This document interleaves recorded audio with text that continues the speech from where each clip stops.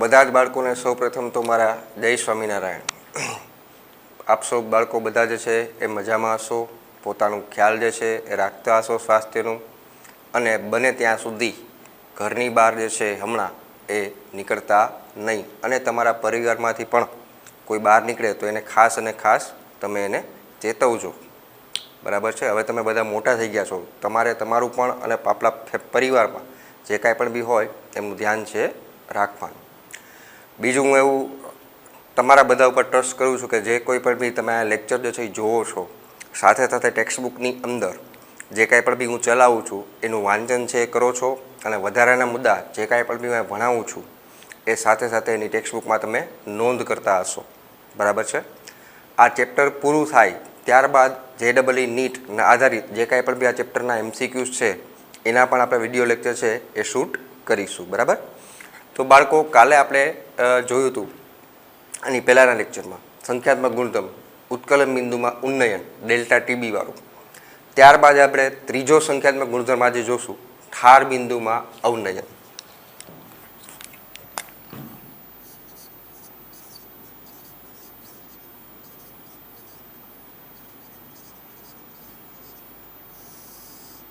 હવે પહેલી વાત બાળકો, અવનયન કહું કે પછી ઘટાડો કહું, આ બંને એક જ થાય છે। ઘટાડો કહું કે અવનયન બંને એક જ। અહીંયા દર્શાવાય છે ડેલ્ટા TF દ્વારા। કાલે આપણે બતાવતા હતા ડેલ્ટા TB, જેમાં B એટલે બોઇલિંગ થાય, ઉત્કલન। અહીંયા ડેલ્ટા TF છે, Fનો મતલબ થાય ફ્રીઝિંગ। શું થાય? ફ્રીઝિંગ। હવે સૌથી પહેલી વાત અને સૌથી અગત્યની વાત હંમેશા યાદ રાખવાનું કે ભાઈ, સોરી 2 મિનિટ, હંમેશા યાદ રાખવાનું કે શુદ્ધ દ્રાવકનું ઠાર બિંદુ હંમેશા દ્રાવણના ઠાર બિંદુ કરતાં વધારે હોય છે। મગજમાં ઉતારી નાખજો જે હું બોલ્યો એ, શુદ્ધ દ્રાવકનું ઠાર બિંદુ હંમેશા દ્રાવણના ઠાર બિંદુ કરતાં વધારે હોય છે। સો આપણે જોશું કે ભાઈ શુદ્ધ દ્રાવકનું ઠાર બિંદુ એ હંમેશા વધારે હોય કોના કરતાં? તો કે દ્રાવણના ઠાર બિંદુ કરતાં। કોના કરતાં? દ્રાવણના ઠાર બિંદુ કરતાં। હવે તમને પ્રશ્ન થાય છે ઠાર બિંદુ એટલે શું? ઠાર બિંદુ એટલે સામાન્ય રીતે આપણે એવું કહી શકીએ કે કોઈ પણ પ્રવાહી છે એ જે તાપમાને ઘનમાં રૂપાંતર થઈ જાય એને તમે ઠાર બિંદુ કહી શકો છો, પણ અહીંયા થોડુંક આપણે જુદું કહીશું।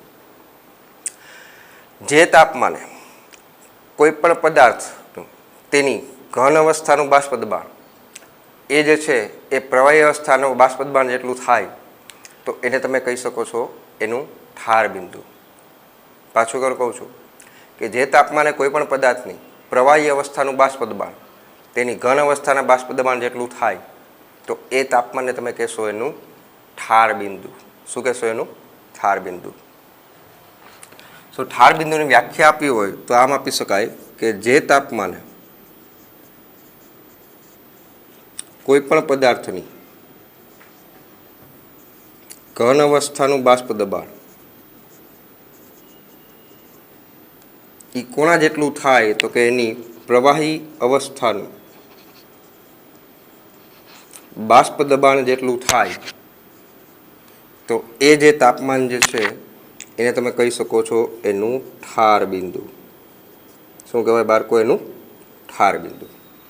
કે જે તાપમાને કોઈ પણ પદાર્થની ઘન અવસ્થાનું બાષ્પ દબાણ તેના પ્રવાહી અવસ્થાના બાષ્પ દબાણ જેટલું થાય એ તાપમાનને કહેવાય એનું ઠાર બિંદુ। ઠાર બિંદુ એ સામાન્ય રીતે પદાર્થ જે છે એની બાષ્પ એટલે કે એની પ્રવાહી અને ઘન અવસ્થા એ એકબીજા સાથે સંતુલનમાં હોય છે, ગતિશીલ સંતુલનમાં હોય છે। ક્યારે? તો કે ઠાર બિંદુએ। ક્યારે? ઠાર બિંદુએ। સો એમ પણ કહી શકાય કે ઠાર બિંદુએ પદાર્થની પ્રવાહી અને ઘન અવસ્થા, પ્રવાહી અને ઘન અવસ્થા એ એકબીજા સાથે ગતિશીલ સંતુલનમાં હોય। કેમાં હોય છે? ગતિશીલ સંતુલનમાં હોય। ક્યારે? તો કે જ્યારે પદાર્થનું ઠાર બિંદુ હોય। તો ઠાર બિંદુએ પદાર્થની પ્રવાહી અને ઘન અવસ્થા જે છે એ એકબીજા સાથે ગતિશીલ સંતુલનમાં હોય છે। સંતુલનમાં હોય છે. ખ્યાલ આવે છે બાળકો? અને જે તાપમાને કોઈ પણ પદાર્થની પ્રવાહી અવસ્થાનું બાષ્પદબાણ એની ઘન અવસ્થાના બાષ્પદબાણ જેટલું થાય એ તાપમાનને તમે કહેશો એનું ઠાર બિંદુ. પણ સૌથી અગત્યની વાત જે મેં કીધી એ કે હંમેશા મગજમાં રાખવાનું કે શુદ્ધ દ્રાવકનો જ ઠાર બિંદુ જે છે એ હંમેશા વધારે હોય છે દ્રાવણના ઠાર બિંદુ કરતાં. કોના કરતાં? દ્રાવણના ઠાર બિંદુ કરતાં.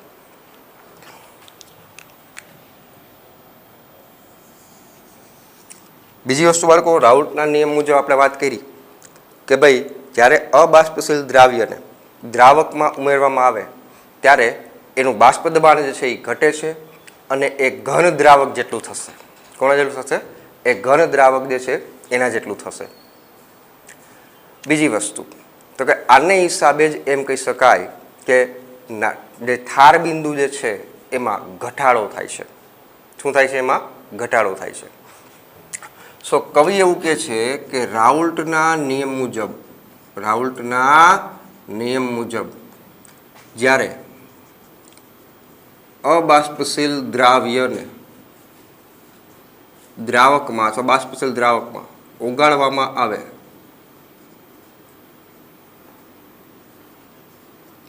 ત્યારે બાષ્પ દબાણ જે છે એ ઘટે છે અને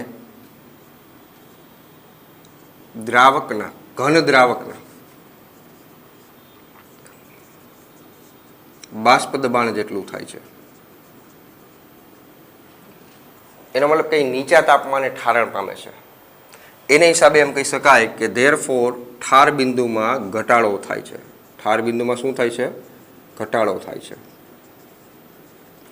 સર આ બધી તો કેમિસ્ટ્રીની ભાષામાં થઈ, પણ જેમ મેં કાલે સમજાવ્યું હતું એવી જ રીતના આજે પણ પાછું શુદ્ધ દેશી ગામઠી ભાષામાં તમને સમજાવું. દાખલા તરીકે હું એમ કહું કે મારી પાસે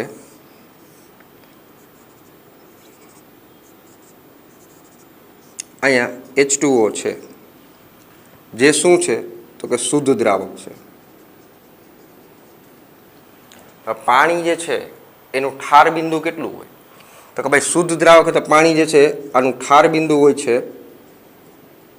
0 ડિગ્રી સેલ્સિયસ અથવા 273.15 કેલ્વિન. 0 ડિગ્રી સેલ્સિયસ એનું ઠાર બિંદુ છે. બરાબર છે? આ શુદ્ધ દ્રાવક થયું. હવે માની લો કે આની જ અંદર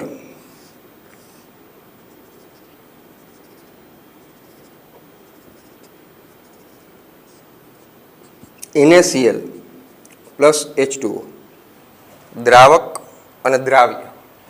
એનો મતલબ કે હવે જે થઈ ગયું છે એ શું છે તો કે દ્રાવણ છે. શું છે? દ્રાવણ. તો જે વસ્તુ પેલા 0 ડિગ્રી સેલ્સિયસ અથવા 273.15 કેલ્વિન તાપમાને ઠારણ પામતી હતી એ હવે એનાથી નીચા તાપમાને એનું ઠારણ થશે. ટૂંકમાં આનું ઠાર બિંદુ જે છે એ તમને મળશે ખરા, but it is less than 273.15 kelvin અથવા 0 ડિગ્રી સેલ્સિયસ. કેમ તો કે અબાષ્પશીલ દ્રાવ્ય છે એનો ઉમેરો કર્યો છે અને અબાષ્પશીલ દ્રાવ્ય ઉમેરો એટલે એનું ઠાર બિંદુ જે છે એ ઘટ્યું છે. એટલા માટે મેં કીધું કે દ્રાવણનું ઠાર બિંદુ હંમેશા શુદ્ધ દ્રાવકના ઠાર બિંદુ કરતાં ઓછું હોય. પાછું એકવાર કહું છું, દ્રાવણનું ઠાર બિંદુ છે એ શુદ્ધ દ્રાવકના ઠાર બિંદુ કરતાં ઓછું હોય અથવા શુદ્ધ દ્રાવકનું ઠાર બિંદુ છે એ દ્રાવણના ઠાર બિંદુ કરતાં વધારે હોય. એ શું કામ એને ઘટ્યું તો કે તમે દ્રાવ્ય છે એનો ઉમેરો કર્યો છે.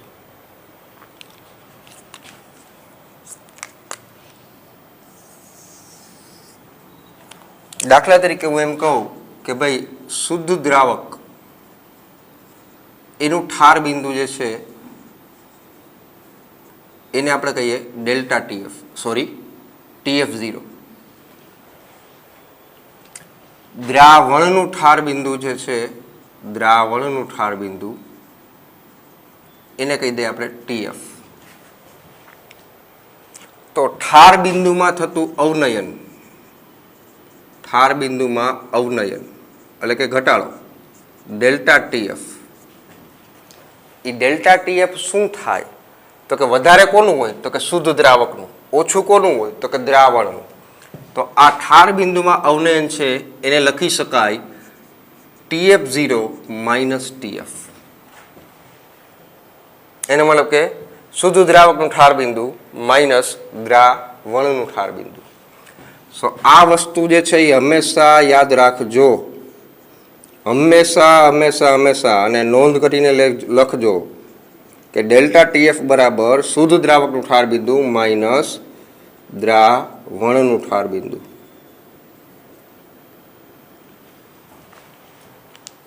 એ બેયનો જે તફાવત છે એને કહેવાય ડેલ્ટા TF. હવે ઉદાહરણ આમાં આપી દઉં. અહીંયા આપણે કીધું કે શુદ્ધ દ્રાવક પાણી છે એનું ઠાર બિંદુ 0 ડિગ્રી સેલ્સિયસ હતું. ઉદાહરણ તરીકે, દાખલા તરીકે કહું છું, ચોખવટ કરું છું, ઉદાહરણ આપું છું. ઉદાહરણ કે માની લો કે આ દ્રાવણ જે છે એનું અહીંયા કીધું આપણે 0 ડિગ્રી સેલ્સિયસ કરતાં ઓછું છે. ઉદાહરણ તરીકે લઈએ કે એ -2 છે, કે હવે આનું ઠાર બિંદુ છે એ આવે છે -2 ડિગ્રી સેલ્સિયસ. શુદ્ધ દ્રાવકનું કેટલું હતું? 0. દ્રાવણનું કેટલું આવે છે? -2.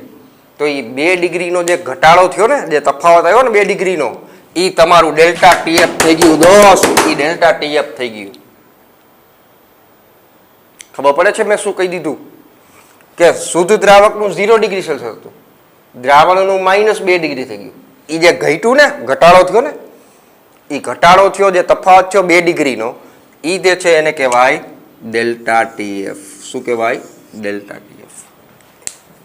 ખ્યાલ આવ્યો બાળકો? સો આ મુદ્દો છે એ મહત્વનો છે કે ડેલ્ટા TF છે એ કઈ રીતના મેળવી શકાય. ખ્યાલ આવે છે? અને ઠાર બિંદુમાં થતું અવનયન અથવા ઠાર બિંદુમાં થતો ઘટાડો એ દ્રાવ્ય જે છે એના કણની સંખ્યા ઉપર આધાર રાખે છે, દ્રાવ્યના સ્વભાવ પર આધાર રાખતું નથી. ટૂંકમાં કહી શકાય કે ઠાર બિંદુમાં થતું અવનયન ડેલ્ટા TF નું મૂલ્ય જે છે એ દ્રાવ્યના કણની સંખ્યા પર આધાર રાખે છે, સંખ્યા પર આધાર રાખે. પરંતુ દ્રાવ્યના સ્વભાવથી સ્વતંત્ર હોય. આનો મતલબ શું થયો? કે દ્રાવ્યના સ્વભાવ પર આધાર નથી રાખતું, દ્રાવ્યના કણની સંખ્યા ઉપર આધાર રાખે છે. જેમ ડેલ્ટા TB જે છે એ પણ દ્રાવ્યના કણની સંખ્યા ઉપર આધાર રાખતું હતું, એમ ડેલ્ટા TF છે એ પણ દ્રાવ્યના કણની સંખ્યા ઉપર જ આધાર રાખે છે. દ્રાવ્યના સ્વભાવથી બંનેનું મૂલ્ય સ્વતંત્ર હોય. બંને એટલે ડેલ્ટા TB નું મૂલ્ય અને ડેલ્ટા TF નું મૂલ્ય.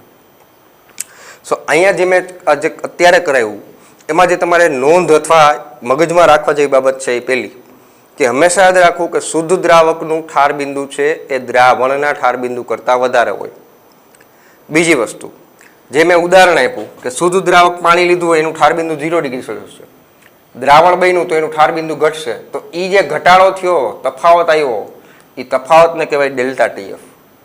કે આ 0 હતું, આ -2. -2 મેં ઉદાહરણ દીધું છે, બરાબર? તો આ જે તફાવત આવ્યો 0 થી 2 ડિગ્રીનો, એ જે તફાવત છે, ઘટાડો થયો, એને કહેવાય ડેલ્ટા TF. આટલી વસ્તુ જે છે એ તમારી ટેક્સ્ટ બુકમાં વધારાનું નોંધ કરીને તમે લખી નાખજો આ વસ્તુ. અને આ વસ્તુ જે છે એ પણ લખજો ખાસ કે કોનું વધારે હોય છે, કોનું ઓછું હોય છે. ખ્યાલ આવી ગયો બાળકો? સમજાણું બધાને? સો ચાલો બધા આનો સ્ક્રીનશોટ છે એ પાડી લ્યો, ત્યારબાદ આપણે આગળ વધીએ.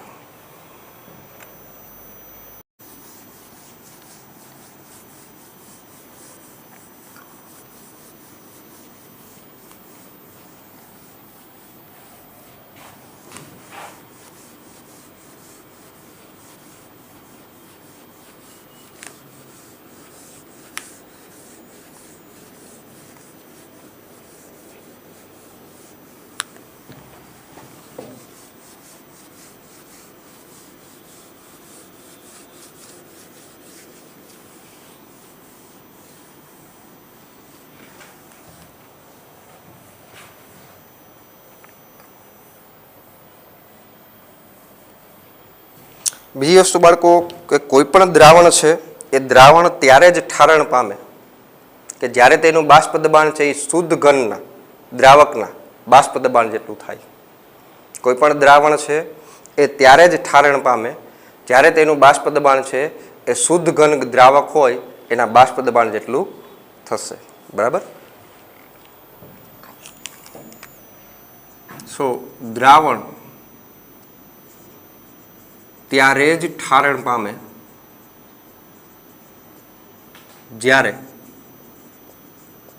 તેનું બાષ્પ દબાણ એ શુદ્ધ ઘન દ્રાવકના બાષ્પ દબાણ જેટલું થાય. અહીંયા આપણે વાત કરી કે ઠાર બિંદુમાં અવનયન શું છે, તો કે શુદ્ધ દ્રાવકનું ઠાર બિંદુ માઇનસ દ્રાવણનું ઠાર બિંદુ. પણ જોવા એવું મળે છે કે ડેલ્ટા ટીએફ એટલે કે ઠાર બિંદુમાં થતું અવનયન એ અબાષ્પશીલ દ્રાવ્યની મોલલ સાંદ્રતાના સમપ્રમાણમાં હોય છે. સો ડેલ્ટા ટીએફ ચલે છે એમ, જ્યાં નાનો એમ છે એ છે મોલલ સાંદ્રતા. ટૂંકમાં કહી શકાય કે ડેલ્ટા ટીબી હોય કે ડેલ્ટા ટીએફ હોય, બંને જે છે એ દ્રાવ્યની મોલલ સાંદ્રતાના સમપ્રમાણમાં હોય છે. ચલે છે દૂર કરવું હોય તો અચળાંક ઉમેરવો પડે. ધેરફોર ડેલ્ટા ટીએફ બરાબર લખશું આપણે કેએફ ઇન્ટુ એમ, જ્યાં કેએફ છે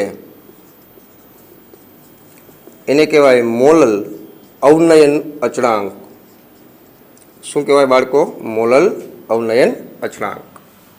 ઓલું આપણે કહેતા હતા મોલલ ઉન્નયન અચળાંક કેબી. આ કેએફ છે મોલલ અવનયન અચળાંક. નાનો એમ એટલે મોલાલિટી.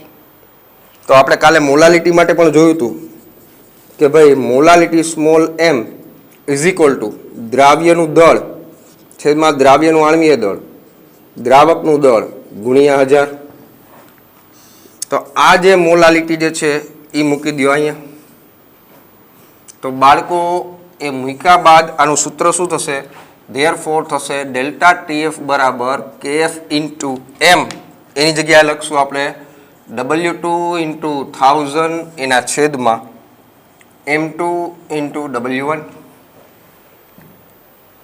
તો હું કેએફને કરતા બનાવું તો ધેરફોર લખી શકાય કે કેએફ બરાબર delta TF into M2 into W1 upon W2 into 1000.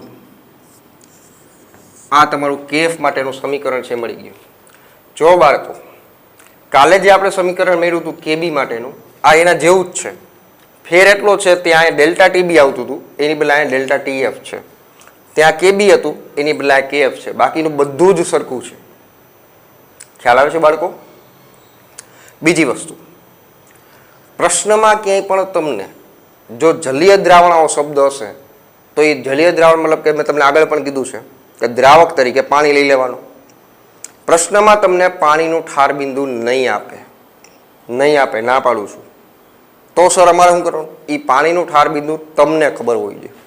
તો તમારે લઈ લેવાનું છે. નોંધ કરીને લખી દઉં છું કે ભાઈ પાણીનું ઠાર બિંદુ તમારે લઈ લેવાનું છે 273.15 કેલ્વિન અથવા ડિગ્રી સેલ્સિયસમાં હોય તો 0 ડિગ્રી સેલ્સિયસ. સેલ્સિયસમાં 0 ડિગ્રી, કેલ્વિનમાં 273.15. પ્રશ્નમાં નહીં આપે, તમને ખબર હોવી જોઈએ. અને ક્યારેક કેએફનું મૂલ્ય પણ ન આપે તો પાણી માટે કેએફ બરાબર તમારે લેવાનું છે 1.86 કેલ્વિન ઇન્ટુ કિલોગ્રામ પ્રતિ મોલ. કેલ્વિન ઇન્ટુ કિલોગ્રામ પ્રતિ મોલ. બરાબર છે. કાલ જે મેં કેબી માટે પણ કેબીનું મૂલ્ય આપ્યું હતું 0.52, એમ કેએફનું મૂલ્ય પ્રશ્નમાં ક્યારેક ન આપે પાણી માટે તો તમારે આટલું લઈ લેવાનું છે.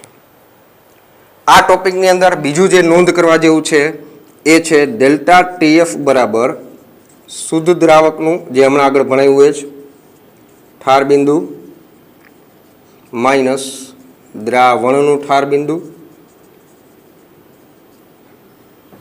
અને ચોથી નોંધ કરવા જેવી બાબત, જે પહેલો જ મુદ્દો લખ્યો હતો આપણે કે શુદ્ધ દ્રાવકનું ઠાર બિંદુ જે છે એ હંમેશા વધારે હોય છે દ્રાવણના ઠાર બિંદુ કરતાં. આ 4 વસ્તુ મગજમાં ઘુસાડી દેજો એકદમ. આ ટોપિક માટે ઉપયોગી છે. 4 વસ્તુ મગજમાં ઘુસાડી દેજો. આ 4 વસ્તુ ખ્યાલ આવે છે?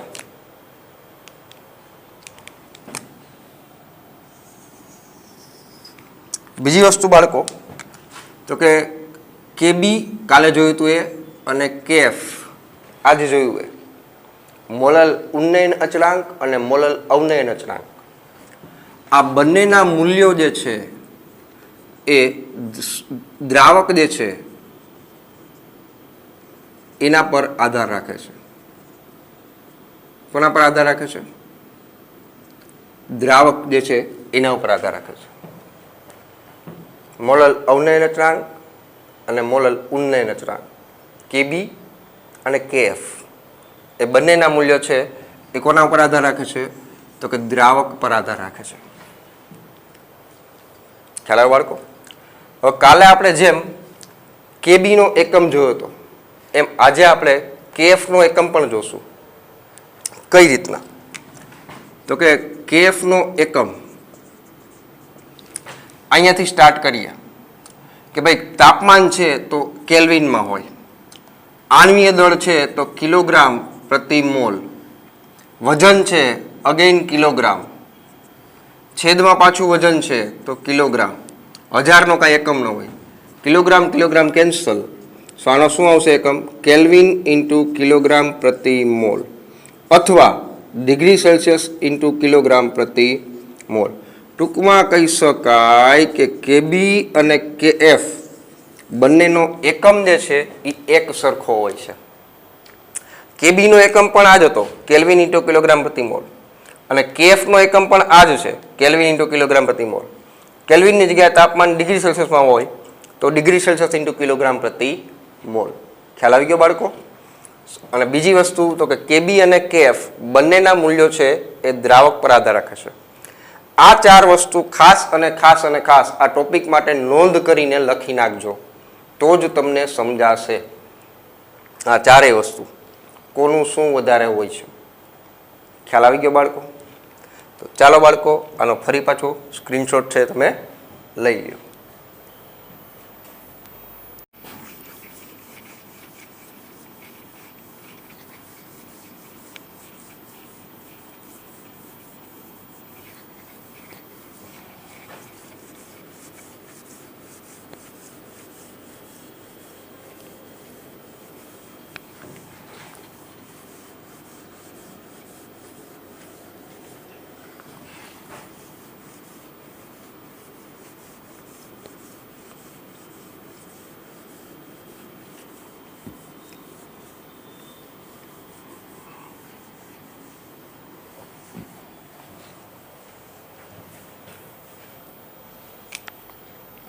બીજી વસ્તુ બાળકો કે કેબી અને કેએફ માટેનું એક સમીકરણ જે છે એ આપણને આપેલું છે. એ સમીકરણ છે તમારે યાદ રાખવું પડશે. કેબી અને કેએફ એમાં દરેક વસ્તુ શું છે એ હું તમને સમજાવું છું. કેબી માટેનું જે સમીકરણ છે that is r into M1 into TB square upon 1000 into delta h બાષ્પાયન, જેને કહેવાય બાષ્પાયન એન્થાલ્પી. આની અંદર આર જે છે એ છે વાયુ અચળાંક અથવા સાર્વત્રિક અચળાંક, M1 છે એ છે શુદ્ધ દ્રાવકનું આણ્વીય દળ, TB જે છે એ છે શુદ્ધ દ્રાવકનું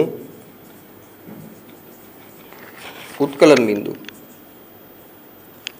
અને ડેલ્ટા એચ બાષ્પાયન જે છે આને કહેવાય બાષ્પાયન એન્થાલ્પી. આને શું કહેવાય? બાષ્પાયન એન્થાલ્પી. એટલે શું? તો કે ભાઈ 1 મોલ પ્રવાહી પદાર્થ હોય એનું બાષ્પમાં રૂપાંતર કરવા માટે, શેમાં રૂપાંતર કરવા માટે? બાષ્પમાં રૂપાંતર કરવા માટે મારે જે કાંઈ પણ બી ઉષ્મા આપવી પડે એને તમે કહી શકો છો એની બાષ્પાયન એન્થાલ્પી. એટલે શું? તો કે 1 મોલ પ્રવાહીનું બાષ્પમાં રૂપાંતર કરવા માટે જે કાંઈ પણ બી ઉષ્મા આપવી પડે એને કહેવાય બાષ્પાયન એન્થાલ્પી. આ વાત થઈ કેબી એટલે ટીબી, એનો મતલબ કે કાલનું મોલલ ઉન્નયન અચળાંક વાળું છે. પણ જો આજનું જે ભણાવ્યું એની અંદર વાત કરીએ તો સમીકરણ સરખું જ છે, પણ કેબીની જગ્યાએ આવી જશે KF is equal to R into m1 into TF square upon 1000 into delta H ગલન. આર આની જેમ જ અચળાંક, m1 શુદ્ધ દ્રાવકનું આણ્વીય દળ, ટીએફ જે છે અહીંયા એ છે શુદ્ધ દ્રાવક એનું ઠાર બિંદુ. અહીંયા જે ઉત્કલન બિંદુ હતું એને પહેલા ઠાર બિંદુ આવશે. અને ડેલ્ટા એચ ગલન, આને કહેવાય ગલન એન્થાલ્પી. એટલે શું? તો કે ભાઈ 1 મોલ ઘન પદાર્થનું પ્રવાહીમાં રૂપાંતર કરવા માટે આપવી પડતી ઉષ્મા, એટલે એને કહેવાય ગલન એન્થાલ્પી. આ બંને સમીકરણ છે તમારે યાદ રાખવા જોશે. ગલન એટલે ઘનનું પ્રવાહીમાં રૂપાંતર, બાષ્પાયન એટલે પ્રવાહીનું બાષ્પમાં રૂપાંતર. ખ્યાલ આવી ગયો બાળકો? આ વસ્તુ મગજમાં રાખજો. ત્યારબાદ બાળકો આનો આલેખ જે છે એ આપણે જોઈએ. કાલે પણ આપણે એક આલેખ જોયો હતો. આ બાજુ લીધું હતું બાષ્પ દબાણ, આ બાજુ લીધું હતું તાપમાન અથવા ઠાર બિંદુ. હું 2 લીટી દોરીશ. એક શુદ્ધ દ્રાવકની હશે, એક દ્રાવણની હશે.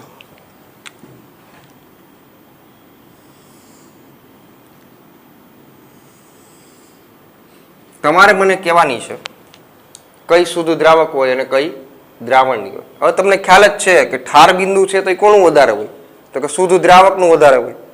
તો ઓબ્વિયસલી આ જે છે એ કોનું થાય? તો કે શુદ્ધ દ્રાવકનું. આ જે છે એ કોનું થાય? તો કે દ્રાવણનું. જે વધારે છે એ શુદ્ધ દ્રાવક, ઓછું છે દ્રાવણ. તો અહીંથી અહીંયા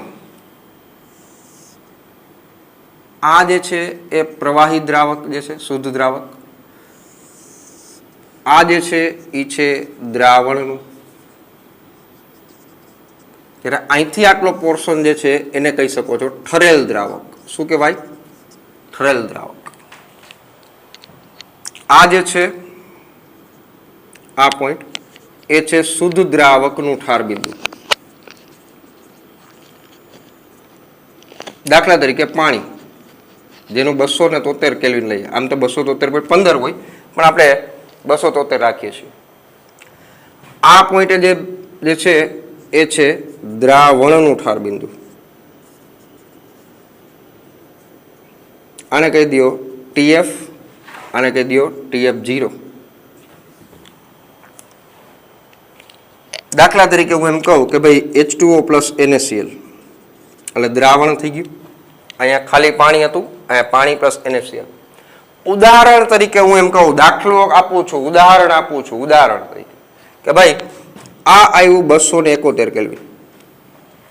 જે પેલા કેટલું હતું પાણીનું? 273. હવે કેટલું થઈ ગયું? 271. તો અહીંયા જે તફાવત આવ્યો ને દોસ્ત, કેટલો તફાવત આવ્યો? તો કે 2 કેલ્વિનનો ઘટાડો થયો.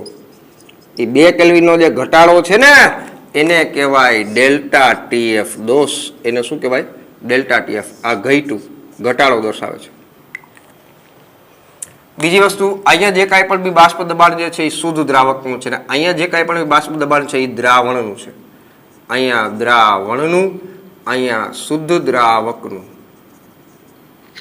બાષ્પ દબાણ. તો તમે જુઓ, આ જે છે શુદ્ધ દ્રાવકનું, આ દ્રાવણનું, અહીંથી અહીંયા આવ્યા તો એ ઘટ્યું કે નહીં? ઘટ્યું ને?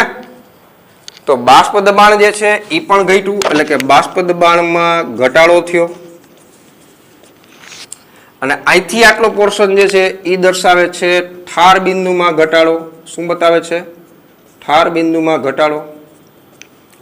તો ઠાર બિંદુ પણ ઘટે છે, બાષ્પ દબાણ પણ ઘટે છે.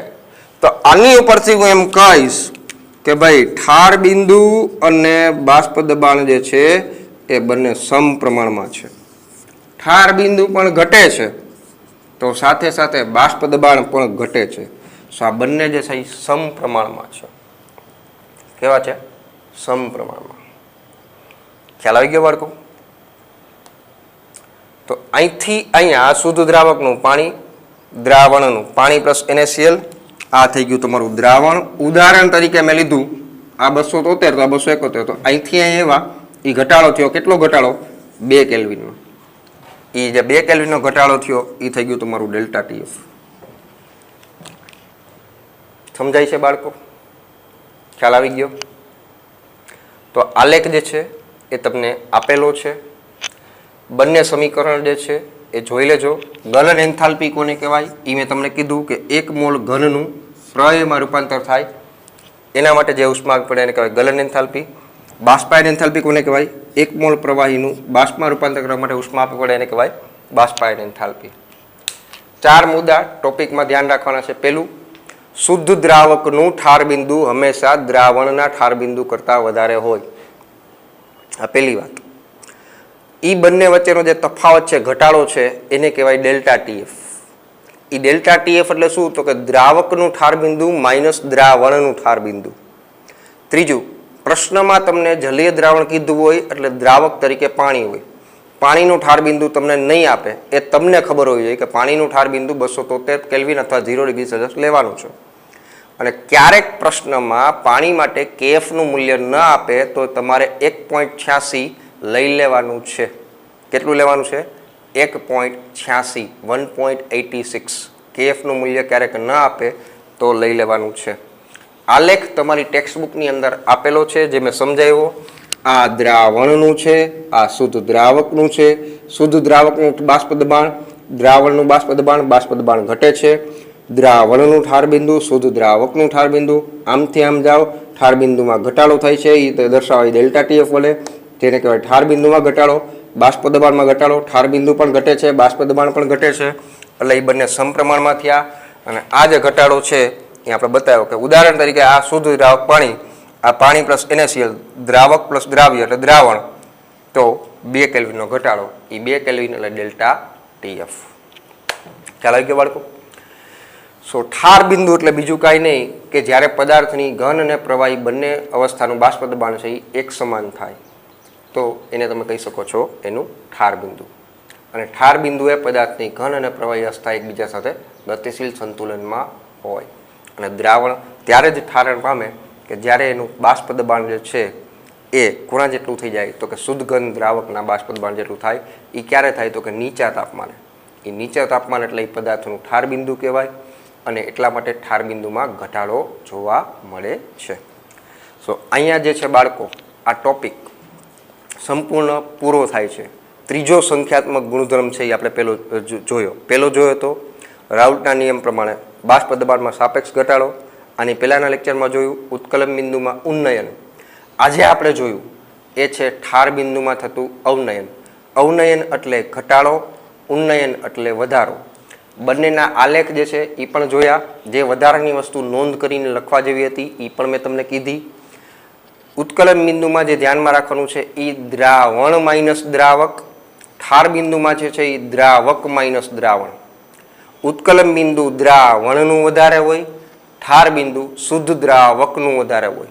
આ વસ્તુ મગજમાં ઘુસાડી દેજો ખાસ અને ખાસ. બરાબર? તો ચાલો બાળકો, આજે ફરી પાછો આનો પહેલાં તમે સ્ક્રીનશોટ લઈ લ્યો. શાંતિથી જે કાંઈ પણ મેં આ ટોપિક ચલાવ્યો એકવાર જે છે ટેક્સ્ટબુકમાં સાથે વાંચજો. જે મેં સમજાવ્યું છે એની અંદર જોતા જજો, મેઇન પોઈન્ટ અંડરલાઇન કરતા જજો, અને વધારાની જે મેં નોંધ લખેલી હતી એ ખાસ એમાં લખશો. તો બધા જ આનો સ્ક્રીનશોટ છે એ પાડી લ્યો. આજના દિવસે માત્ર ને માત્ર આટલું જ. બધા જ બાળકોને ફરી પાછા મારા જય સ્વામિનારાયણ.